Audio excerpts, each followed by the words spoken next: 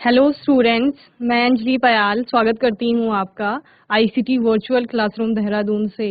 कैसे हैं आप सब लोग? उम्मीद करती हूँ आप सब लोग अच्छे होंगे और अपनी लाइफ में बहुत बेहतर कुछ कर रहे होंगे। आज हम बात कर रहे हैं क्लास 10th के साइंस की, और जैसा कि आप लोग जानते हैं थर्ड चैप्टर यहाँ पर चल रहा है आप लोगों का, मेटल्स एंड नॉन मेटल्स, यानी कि धातु एवं अधातुओं के बारे में हम लोग पढ़ रहे हैं। तो यहाँ पर बहुत सारी चीज़ें आपने धातु और अधातुओं के बारे में पढ़ ली थी, साथ ही धातुओं का एक्सट्रैक्शन किस प्रकार किया जा रहा था वो हम लोगों ने सीख लिया था। साथ ही धातु जो है आपकी वो संक्षारित हो जाती है, यानी उसकी जो ऊपरी सतह है वो वायु और नमी के कारण खराब होना शुरू कर देती है, जिसे संक्षारण कहा जाता है। संक्षारण के बारे में हम लोग पढ़ रहे थे, इसी को आज आगे कंटिन्यू करेंगे। तो आइए चलते हैं स्मार्ट बोर्ड की ओर। तो बच्चे, धातुओं का संक्षारण क्या है? Corrosion of metals. नम वायु के संपर्क में आने पर सतह की धातु का संक्षारण या क्षरण होने लगता है, इसी को क्या कहा जाता है? संक्षारण कहा जाता है। यह एक ऑक्सीकारक प्रक्रम है। ऑक्सीडेशन के अंतर्गत भी आप इसे पढ़ते थे, यानी कि जब ऑक्सीजन की प्रेजेंस में अभिक्रिया हो रही है तो ऑक्सीकरण उसे कहा जाता है। और उदाहरण क्या क्या है? जैसे लोहे पर जंग लगना, ये भी संक्षारण का एक उदाहरण है। चांदी का बदरंग होना, या चांदी का जो आपका ब्लैकिश कलर हो जाता है, तो वो किसके कारण है? उसे भी संक्षारण ही कहा जाता है। तांबे और कांसे पर हरी परत का आना, वो भी संक्षारण है। ओके, इस तरह से आपने लोहे की वस्तु पे लाल भूरी परत देखी होगी, तो ये जंग की परत है, जो कि क्या है? संक्षारण है। संक्षारण की रोकथाम कैसे की जाती है? तो पेंट करके, तेल लगा करके, ग्रीस लगा करके, यशद लेपन या गैल्वेनाइजेशन जिसे कहा जाता है, गैल्वेनीकरण, क्रोमियम लेपन द्वारा एनोडीकरण या मिश्र धातु बना करके लोहे को जंग लगने से बचाया जा सकता है। ओके, कुछ विधियों का वर्णन निम्न है। यहाँ पर कुछ विधियों के बारे में बात कर रहे हैं, जिसमें कि यशद लेपन आपका है, जहाँ पर लोहे और स्टील के वस्तुओं पर मोल्टन जिंक में उनको डुबोया जाता है, यानी गलित अवस्था में जस्ता होगा उसमें डुबोया जाएगा, और डुबो करके जब बाहर निकालेंगे तो उस लोहे की वस्तु में आपका जिंक की परत चढ़ जाएगी। अब क्या होगा? अब ऑक्सीजन और नमी के संपर्क में आपकी जिंक की परत आएगी, जिंक आएगा यानी, और फिर वो अपने ऊपर एक और लेयर बना देगा जिंक ऑक्साइड की। ओके, और मिश्र धातु बना देते हैं, जैसे पीतल, तांबा और जिंक की एक मिश्र धातु है। तो मिश्र धातु करने से भी क्या होती है? धातुओं के गुणों में सुधार लाया जाता है। तो ये आपका पीतल है, जो कि तांबे और जस्ते से मिलकर के बना होता है। रंगाई करके धातु की सतह को किसी अम्ल अवरोधक रंग से रंगाई करके धातु वायु या किसी विलयन के प्रभाव से बच जाती है। इसका मतलब क्या है? उसके ऊपर पेंट कर देते हैं, धातु की सतह पर पेंट कर देंगे। अब धातु जो है वो डायरेक्ट कांटेक्ट में नहीं आएगी आपके किसी भी अम्ल के या फिर वायु के, और वो संक्षारित नहीं होगी। ओके, इस तरह से ये लोहे का आपका एक दरवाजा है, जिस पर क्या कर दिया गया है? पेंट कर दिया गया है। अगर वो लोहा ऐसे ही रहता, उस पर पेंट ही नहीं होता, तो वो डायरेक्ट कांटेक्ट में आता किसके? आपके ऑक्सीजन के, नमी के या वायु के, तो फिर उस पर जंग लग जाता है, यानी संक्षारण उसका हो जाता। अब उसके ऊपर पेंट की लेयर लगा दी है, तो अब लोहा आपका डायरेक्ट कांटेक्ट में नहीं आ रहा है, ना ही ऑक्सीजन के, ना ही वायु के, ना ही आपके नमी के। ओके, तो अब उसका संक्षारण नहीं होगा। चलिए जल्दी से नोट करेंगे इसे।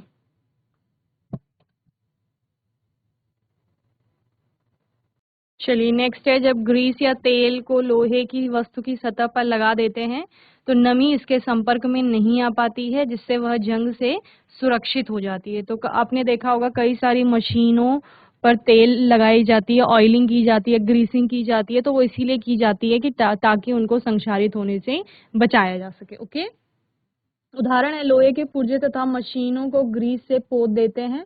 लोहे को अनेक धातु के साथ मिलाकर विभिन्न मिश्र धातुएं बनाई जाती हैं। चलिए, मिश्र धातु क्या है? अब मिश्र धातु के बार बार बनाने की बात आई कि धातुओं को संक्षारित होने से बचाने में एक उपाय ये भी है कि हम उनकी मिश्र धातु बना लेते हैं। दो या दो से अधिक धातुओं के समांगी मिश्रण को मिश्र धातु कहते हैं। तो मिश्र धातु एक क्या है? एक समांगी मिश्रण है आपका, सॉल्यूशन भी आप इसे कहते हैं, यानी कि विलयन। मिश्र धातु को बनाने के लिए पहले मूल धातु को गलित अवस्था में लाया जाता है, यानी उसे पिघलाया जाएगा। तथा इसके बाद दूसरे तत्वों को एक निश्चित अनुपात में इसके साथ मिलाया जाता है, फिर इसे कमरे के तापमान पर ठंडा किया जाता है। यानी बेसिकली आप कर क्या रहे हैं, आपको धातु के गुणों में कुछ सुधार करना है, तो उसके लिए आप उसकी मिश्र धातु बनाएंगे। ठीक है, इसके लिए आपको पता होना चाहिए कि आप उस धातु के साथ कौन से दूसरी धातु या किसी तत्व को ऐड करेंगे, उनके भी गुण आपको पता होने चाहिए। तो पहले जो धातु आपके पास है उसको आप पिघलाएंगे, गलित अवस्था में ले आएंगे। देन दूसरे तत्व जिसको आपने उसके साथ मिक्स करना है उसको आप उसके साथ मिलाएंगे एक निश्चित अनुपात में। ओके, और फिर उसको मिलाने के बाद कमरे के तापमान पर ठंडा किया जाएगा। यदि मिश्र धातु में कोई एक धातु पारद है तो मिश्र धातु को अमलगम कहते हैं। ठीक है, शुद्ध धातु की तुलना में उसके मिश्र धातु की विद्युत चालकता तथा गलनांक कम होता है। क्यों होता है कम? क्योंकि उसमें अब दूसरे तत्व भी मिक्स हो गए हैं। ओके, उदाहरण सीसा तथा टिन का मिश्र धातु का नाम सोल्डर है, जिसका गलनांक बहुत कम होता है। सोल्डर का उपयोग विद्युत तारों को परस्पर वेल्डिंग के लिए किया जाता है। ओके, चलिए नोट करेंगे जल्दी से। तो बच्चों उस टॉपिक के साथ आपका चैप्टर वहां पे समाप्त होता है, और अब हम इसके क्वेश्चन आंसर्स यहाँ पर देखेंगे। ऐसी धातु का उदाहरण दीजिए जो कमरे के तापमान पर द्रव होती है। तो कमरे के तापमान पर या सामान्य ताप पर द्रव अवस्था में आपको मरकरी मिलता है। ठीक है, चाकू से आसानी से काटा जा सकता है। ऐसी धातु कौन सी है? सोडियम हो गया, पोटेशियम हो गया।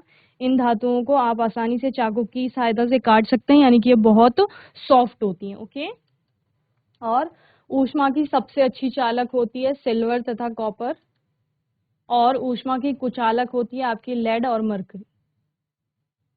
ठीक है, चलिए नोट करिए जल्दी से। तो जितने टॉपिक अभी तक आपने पढ़े हैं उनसे रिलेटेड ही आपके क्वेश्चन आंसर आएंगे। क्वेश्चन पूछे जाएंगे जो टॉपिक आपने पढ़े हैं उनसे, और आपको आंसर बताना है। ओके, चलिए नेक्स्ट क्वेश्चन देखते हैं। आघातवर्धे तथा तन्य का अर्थ बताइए। आघातवर्धे का अर्थ क्या होता है? जब आप किसी धातु को पीट रहे थे और पीटने पर उसकी पतली चादर बन रही है, यानी वो टूट नहीं रहा है बल्कि पतली शीट में कन्वर्ट हो रहा है, उसी को आघातवर्ध यानी कि मैलिएबल कहा जाता है। और तन्य क्या है? जब आप धातु को खींच रहे हैं तो उसकी पतली तार बन रही है, इसका अर्थ है कि वो क्या है? तन्य। ओके, कुछ धातुओं को पीट कर पतली चादर बनाया जा सकता है, इस गुणधर्म को आघातवर्ध्यता कहते हैं। जैसे सोना तथा चांदी सबसे अधिक आघातवर्ध्य धातुएं हैं, और धातु की पतली तार के रूप में खींचने की क्षमता को तन्यता कहा जाता है। सोना सबसे अधिक तन्य धातु है। ओके, जबकि अधातुओं में ये गुण नहीं पाया जाता। अघातुएं ना ही आघातवर्ध्य होती हैं और न ही आपका तन्य होती हैं। ठीक है, उनमें भंगुरता का गुण पाया जाता है, यानी उनको पीटा जाएगा तो वो उनका चूरा हो जाता है, पाउडरी फॉर्म में कन्वर्जन हो जाता है, या फिर वो टूटने लगती हैं। ओके, और तन्य भी नहीं होती हैं। ओके, चलिए नेक्स्ट है, सोडियम को केरोसिन में डुबोकर क्यों रखा जाता है? केरोसिन यानी मिट्टी का तेल जिसे कहा जाता है, तो मिट्टी के तेल में डुबोकर क्यों रखा जाता है? क्योंकि यह हवा के संपर्क में आने पर आग पकड़ लेती हैं, इसलिए। ओके, सोडियम और पोटेशियम अत्यधिक अभिक्रियाशील धातुएं होती हैं। इनमें वायु के साथ अभिक्रिया कर आग पकड़ लेती हैं। ये ठंडे जल के साथ भी ऊष्माक्षेपी अभिक्रिया करती हैं और इससे उत्सर्जित एच गैस प्रज्वलित हो जाती है। इसलिए इन्हें सुरक्षित रखने तथा आकस्मिक आग को रोकने के लिए केरोसिन तेल में डुबोकर रखा जाता है। ओके, तो इनको आपने सक्रियता श्रेणी में भी सबसे ऊपर देखा था, सोडियम पोटेशियम को। तो सक्रियता श्रेणी में भी सबसे ऊपर क्यों थी? क्योंकि इनकी अभिक्रियाशीलता सबसे अधिक थी। ओके, नेक्स्ट क्वेश्चन है, इन अभिक्रियाओं के लिए समीकरण लिखिए। भाप के साथ आयरन, जल के साथ कैल्शियम तथा पोटेशियम। भाप के साथ आयरन अभिक्रिया करके धातु ऑक्साइड तथा हाइड्रोजन प्रदान करती है, और वहीं जल के साथ कैल्शियम तथा पोटेशियम की अभिक्रिया, तो कैल्शियम की अभिक्रिया थोड़ी धीमी होती है, हाइड्रोक्साइड बनेगा, पोटेशियम का भी हाइड्रोक्साइड बनेगा। ओके, इसके लिए रिएक्शंस आप लोग जो समीकरण बोला है वो आप लोग स्वयं से लिखेंगे। ओके, क्योंकि मैंने ये सारी आपको करवा रखी है। चलिए, आयनिक यौगिकों का गलनांक उच्च क्यों होता है? आयनिक यौगिकों का गलनांक उच्च इसलिए होता है क्योंकि इनके आयनों के बीच मजबूत अंतर आकर्षण बल होता है, जिसे तोड़ने के लिए ऊर्जा की पर्याप्त मात्रा की आवश्यकता होती है। तो जितनी ज़्यादा ऊर्जा की आवश्यकता होगी, यानी उतना ज़्यादा क्या है वहाँ पर आपका गलनांक उच्च होगा। चलिए नेक्स्ट क्वेश्चन देखते हैं। निम्न पदों को परिभाषा दीजिए। खनिज, अयस्क, गैंग। खनिज क्या है? जो भी चीज आपको धरती की सतह से मिल रही है, जिसमें भी तत्व के पाए जाने की संभावना है, वो खनिज है। उन सभी खनिजों में से जिन खनिजों में धातु अधिक मात्रा में है और जिनसे आप आसानी से धातु को प्राप्त कर सकते हैं, उन सभी को अयस्क कहा जाएगा। और अयस्कों में जो भी अशुद्धियां हैं, उन सभी को गैंग कहा जाएगा। ठीक है।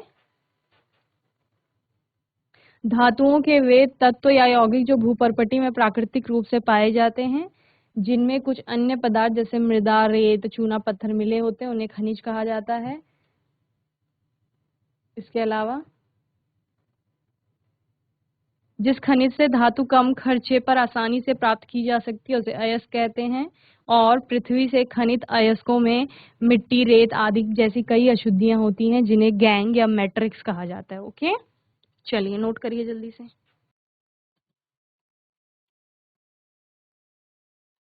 चलिए नेक्स्ट है, दो धातुओं के नाम बताइए जो प्रकृति में मुक्त अवस्था में पाई जाती हैं।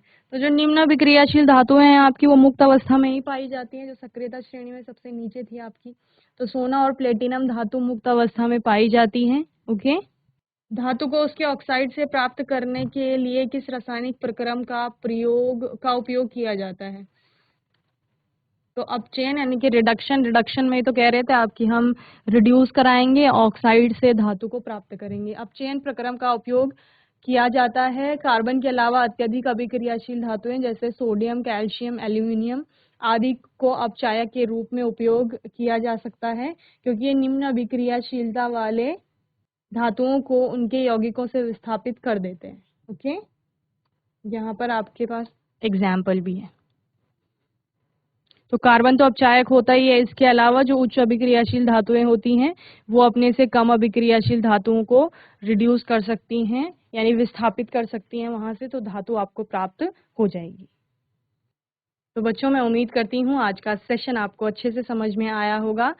आज के सेशन में हमने संक्षारण के बारे में पढ़ा, मिश्र धातु के बारे में पढ़ा, साथ ही इस चैप्टर के कुछ क्वेश्चन आंसर स्टार्ट किए।